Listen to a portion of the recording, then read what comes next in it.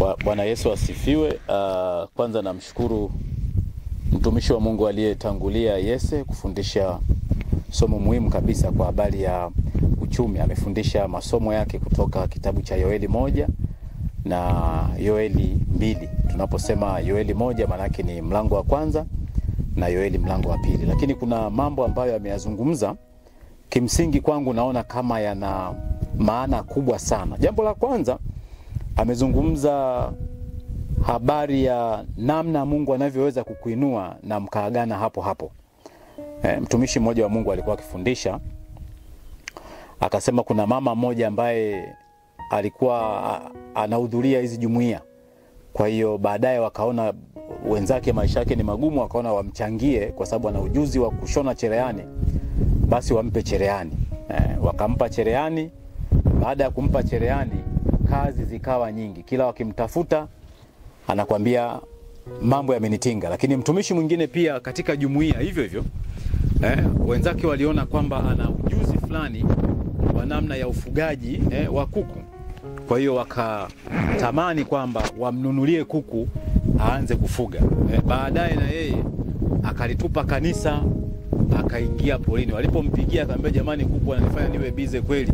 Mara wanakuwa, mara sui nini, mara nikauze mayai, nikitoka huko napigiwa nikatafute na vitu kama hivyo. Kwa hiyo kuna kiwango Mungu anaweza akakuinua alafu mkafika mahali mkaachana. Lakini amefundisha swala moja ambalo kwangu nimeona it's very powerful, unless sijajua yeye atakapata muda atakuja kulichambua. Lakini mimi nimejifunza kitu ambacho nafikiri cha muhimu. Anasema msalaba ni kwa kila aminie, sio kwa kila Mkristo. Yaani msalaba ni kwa kila aminie na sio kwa kila Mkristo. Bwana Yesu asifiwe sana. Sasa mimi nikawa najaribu kumweleza kwamba terms hizi ni ngumu unless katika hali ambayo mtu ana technical know-how ya namna ya kujifunza Biblia. Kama umeizoea Biblia, unaweza ukajua kwa nini anasema muamini, kwa nini anasema Mkristo. Neno la Mungu linasema kila aaminie na kubatizwa. Lakini napenda ile kwenye kitabu cha Yohana inasema wale wote waliomwamini aliwapa uwezo wa kufanyika kuwa wana wa nani? Watoto wa Mungu. Anasema ukishuka chini anasema ndio wale waliaminio jina lake. Kwa hiyo mimi ningekata hapo kwamba mimi la Wakristo ningelitoa nikatupa, kwa sababu Ukristo sasa hivi ni Ukristo wa majina. Yaani mtu anafikiria kwamba ni Mkristo kwa sababu babake ni Mkristo. Anafikiria ni Mkristo kwa sababu amezaliwa na anaabudu kwenye jengo la taasisi ambayo ni Kikristo.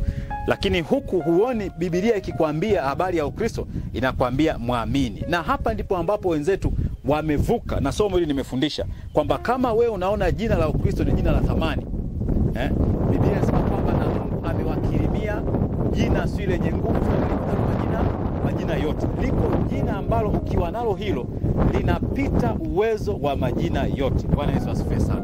Kwa hiyo lazima uangalie kwa nini anasema muamini na kwa nini anasema Mkristo. Nilitoa sensa hapa katika vipindi vilivyopita kwamba mwaka 2015 idadi ya Wakristo ulimwenguni ilikuwa ni 2.3 bilioni ya total population ya dunia. Alafu dini fulani kafuata chini ilikuwa ni 1.8 bilioni. Leo hii 1.8 bilioni imeshaizidi 2.3 bilioni kwa kuwa na waumini na wafuasi wengi. Shida ni nini? Jambo la pili ambalo nikauliza kwamba angalia dunia inavyoingia katika mambo magumu, kwenye mambo magumu, matope ya ovyo kabisa. Kama Wakristo ni wengi na wanasimama katika zamu yao, kwa nini wasiwe na uwezo wa kuitoa dunia kule shimoni kuiweka katika njia ambayo inatakiwa? Kwa nini hilo swala halifahamiki? Lakini msingi sasa, mimi kwangu, sijui kwa yeye alivyofundisha, lakini kwangu mimi ninaona wako Wakristo wengi majina, wale ambao wanajulikana na taasisi, wanabahasha lakini hawana Mungu ndani yao. Sasa lazima turudi kwamba sasa huyu muamini ni yupi? Huyu anayesema kila aliaminie ni yupi? Ndio hawa wanaosema walio aliwapa uwezo wa kufanyika watoto wa Mungu. Ukisoma ule mstari, ndugu mpendwa, it's very powerful. Anasema waliozaliwa sio kwa damu sio kwa mwili, sio kwa mapenzi ya mtu, ni wale waliozaliwa na mapenzi ya Mungu mwenyewe. Yani wamelipokea. Na ukienda katika kitabu hicho anasema siuombei ulimwengu bali na waombea hao. Kama mimi nilivyo na umoja na wewe, na wao wapate kuwa na umoja. Very powerful teaching. Mimi sijui, lakini hapo inatakiwa tufike mahali kwa kuwaeleza Wakristo kwamba kama una Ukristo jina, bado shida iko kwako. Na ndio maana sasa hivi kanisa linateseka kwa sababu ya kuwa na watu kama hao kwenye makusanyiko yao. Mungu akubariki. Atakapokuja mwenyewe ndugu Yese mhubiri, basi ataendelea kadri Roho Mungu atakavyomsaidia kugusa kipengele atakachogusa, na mimi nikiona kuna kitu cha kujifunza, basi tujifunze. Abiudi alilalamika, mchungaji Abiudi, kwamba Wakristo wanamwacha Mungu kwa mambo madogo madogo, lakini mwisho wa siku unajikuta mtu amerudi polini, anakuwa zaidi ya mpagani. Mungu akubariki. Basi tutaendelea kipindi kingine, tutakuwa naye hapa kama Mungu atampa kibali hicho na Roho Mtakatifu, basi ataendelea kufundisha hapa katika channel yetu, idhaa yetu bora kabisa ya Injili nje ya kuta za kanisa, lakini pia na katika channel yake ambayo tutaweka hapo chini na namba zake za simu, ili kwamba kama utahitaji aje haudumu katika jengo na taasisi ambayo wewe upo, basi uwe huru kumpigia na kufikie kwa wakati. Mungu akubariki, nikutakia wakati mwema. Amin.